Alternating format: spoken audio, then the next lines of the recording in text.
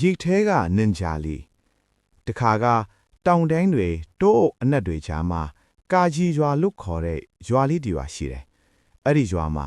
လူတွေကိုမမြင်ရပဲကာကွယ်ပေးတဲ့နင်ဂျာတွေရှိတယ်လို့ကောလာဟလတွေပြောကြတယ်။အဲ့ဒီရွာထဲမှာမိဘမရှိပဲကြီးပြင်းလာတဲ့ကောင်လေးတယောက်ရှိတယ်။သူ့နာမည်ကရင်တိုကဆင်းရဲတယ်အင်အားမကြီးဘူး။ဒါပေမဲ့သူ့မှာမတူတဲ့အရာတစ်ခုရှိတယ်။မလျော့တဲ့စီသက်နင်ဂျာဖြစ်ချင်တဲ့အိမ်မက်နေ့တိုင်းညတိုင်းရင်တိုကတောအုပ်ထဲမှာတယောက်တည်းလိကျင့်တယ်။တစ်ကိုင်းတွေချပြီးတယ်ကျုပ်ပေါ်တက်တယ်အသက်ရှူထိန်းတက်အောင်တင်ယူတယ်။ရွာသားတွေကတော့ဒီကလေးနင်ဂျာဖြစ်မလားလို့ရဲကြတယ်။ဒါပေမဲ့ရင်တိုကမနာဘူးမရက်ဘူးမလျော့ဘူး။အန်ဒီယေကြီးလာရောက်တဲ့ညတညမှာလမင်းတောင်မပေါ်တဲ့အမှောင်ညာကြီးတဲ့ဓားပြအဖွဲကြီးကာကြီးရွာကိုဝင်လာတယ်။ရွာသားတွေကြောက်လန့်ပြီးအိမ်တွေထဲပုံးကြတယ်။အဲ့ဒီအချိန်မှာနင်ဂျာတွေလည်းမမြင်ရဘူး။လူတိုင်းစိတ်လှရှားနေတယ်။ရင်တိုကဒီရွာကိုငါကာကွယ်မယ်လို့စိတ်ထဲကအဆုံးဖြတ်လိုက်တယ်။အရေးလိုလှရှားမှုရင်တိုက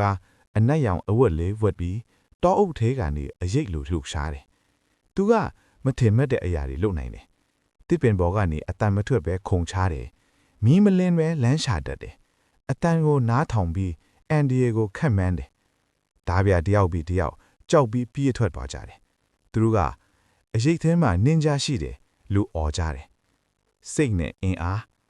ဓားပြခေါင်းဆောင်နဲ့ရင်တိုထိတ်တိုက်တွေ့လာတယ်။ခေါင်းဆောင်ကအင်အားကြီးတယ်။ဓားလည်းထက်တယ်။ရင်တိုကကြောက်သွားတယ်။ဒါပေမဲ့ရွာသားတွေရဲ့မျက်နှာတွေကိုသတိရလိုက်တယ်။အဲ့ဒီအခါသူ့စိတ်ကပုံမတောက်ပလာတယ်။သူကတိုက်ခိုက်တာမဟုတ်ဘဲလျှဲကွက်တွေတုံးတယ်။အချင်းယူတယ်။အခွင့်အရေးကိုစောင့်တယ်။နောက်ဆုံးမှာဓားပြခေါင်းဆောင်လဲကျသွားပြီးဓားပြတွေထွက်ပြေးသွားကြတယ်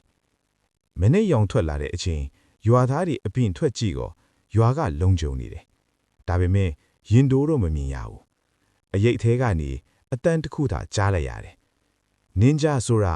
နာမည်မလိုဘူး။ချီကျူးမှုလည်းမလိုဘူး။ကာကွယ်နိုင်ရင်လုံလောက်ပြီ။အဲ့ဒီနေ့ကစပြီးကာကြီးရွာမှာအရိတ်နင်ဂျာလေးဆိုတဲ့ပုံမြင်အမြဲပြောကြလာခဲ့တယ်။သင်ခန်းစာနင်ဂျာအစ်စ်ဆိုတာအင်အားကြီးလို့မဟုတ်ဘဲစိတ်ဓာတ်ခိုင်မာလို့ဖက်တာပါ။